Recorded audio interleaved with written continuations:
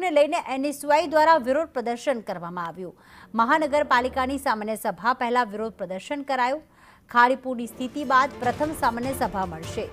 ભાજપ અને મહાનગરપાલિકાના હોદ્દેદારો વિરુદ્ધ અહીંયા સૂત્રોચ્ચાર કરવામાં આવ્યા, તો પોલીસે વિરોધ કરી રહેલા કાર્યકર્તાઓની અટકાયત કરી હતી।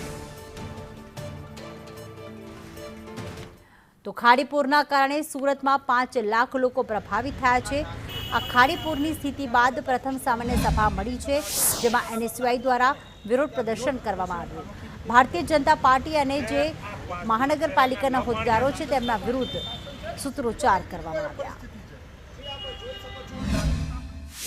ભાજપના 30-32 વર્ષના શાસનમાં માત્ર ને માત્ર આ ભારતીય જનતા પાર્ટીના શાસકોએ માત્ર ને માત્ર ભ્રષ્ટાચાર કરી રહ્યું છે અને 30 વર્ષથી આ પૂર પીડિતોને સુરતમાં આખું સુરત જે પૂરમાં પીડાઈ રહ્યું હતું ત્યારે માત્ર વાયદાઓ કર્યા છે અને ભ્રષ્ટાચાર કર્યો છે। એના વિરોધમાં આજે સુરત શહેર યુથ કોંગ્રેસ દ્વારા એસએમસીના દરવાજે આજે સામાન્ય સભાના પહેલા વિરોધ કરવામાં આવ્યો અને પાણીના ઢાંકણમાં ડૂબી મરો એવી રીતે ઢાંકણ લઈને પાણી લઈને આજે આવ્યા હતા અને વિરોધ પ્રદર્શન કર્યું છે।